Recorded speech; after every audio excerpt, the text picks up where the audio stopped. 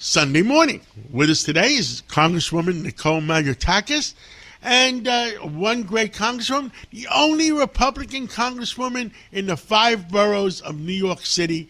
Well, Nicole, what do you have to say this Sunday morning? Next week is already 4th of July.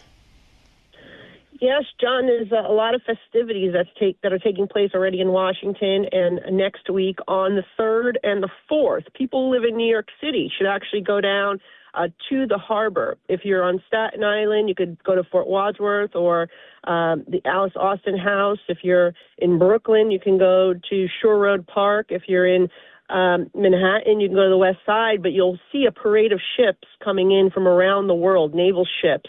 And it'll be fantastic. And this will begin on the 3rd throughout the 4th. And even on the Gravesend side, you'll be able to see some stuff. So people should really take advantage of this once, I think, in a lifetime experience, right? We're never going to celebrate the 250th anniversary of this great country. And there'll be huge fireworks displays on the 4th along our waterways as well. And so we're really excited about this. John, for 250 years, we've been the greatest country that offered the most opportunity to people from around the world. And, we're celebrating also the 1-year anniversary of the signing of the Working Families Tax Package, the largest tax cut package in history for American families, for working people, for senior citizens, right? We see no tax on tips, no tax on overtime, the Social Security refunded to tens of millions of seniors. And these are significant provisions that people benefited from this year. We're seeing the economy grow as a result of so many of the lower tax rates and small business provisions that helped smaller businesses invest and expand and grow. And our GDP is growing as a result of it. So we have a lot to celebrate. But again, John, we have to preserve our freedoms and liberties, which probably brings you to the next topic about what happened in this week's local elections. I mean, we had this week's local elections has the common sense part of the Democratic Party scrambling. It has people reevaluating how far is this socialism going to go in the country. Yeah, look, it's very concerning, and I saw this monster grow as a member of the state legislature. You had folks like, Governor Cuomo and now Governor Hochul and others who just refused to push back against this radical fringe. In fact, they moved more and more to the left over the years to cater to that radical fringe out of self-preservation. And as a result of that, John, this monster basically grew and ate them alive. We saw that happen with Cuomo last year when he ran for mayor. We now saw it with multiple incumbents in the Democrat Party being taken out by this socialist radical wing. And it's very scary because these are people who believe we should have no jails, we should have no police, we should have no borders. One of them, the one who defeated Adriana Espaillat in the Bronx, actually says that we should defund our military.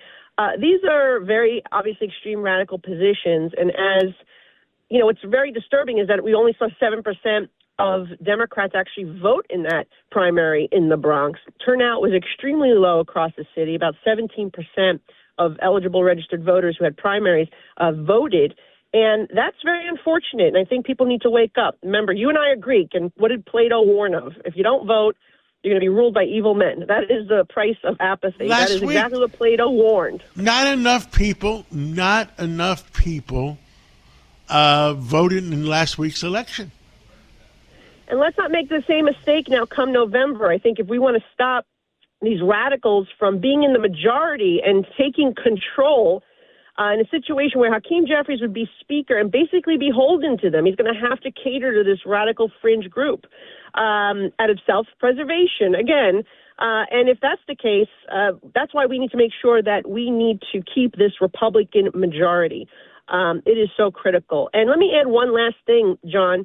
I did a press conference with the local ICE director in New York. And just over the last few weeks, they arrested and removed from our streets individuals who were convicted of murder, manslaughter, rape, sex crimes. So this fight that we're having right now with Mandani and Hochul, who want to make it impossible for Homeland Security to do their job and arrest these individuals and remove them from our streets. Look at the crop that they just picked up on the streets. People that were on the loose. And we had, it's shocking. It's shocking that someone can be convicted of murder and that ICE has to go and find them as opposed to these guys turning them over and making it an easy transition to get these folks deported. And so I want to highlight that because that list of crimes that I saw just in the last few weeks was really horrendous. And Kathy Hochul's new law is going to really make it even harder for ICE to keep our city safe. Well, we fight hard, and we're going to fight hard. What does our boss say in Washington? Fight, and we're going to fight hard to make sure New York City survives in the right way. Well, look, as Abraham Lincoln also warned, that if America is going to be destroyed, it'll be from within. And that's what we need to be most vigilant about right now. But I like your statement that which Greek philosopher said it? Plato. And what say Plato, it again? Author of the Republic. He warned that the price that good men pay for apathy in public affairs is to be ruled by evil men. That was what he said, and he was absolutely right. You don't vote, you end up with terrible people in elected office. So we need massive turnout this November.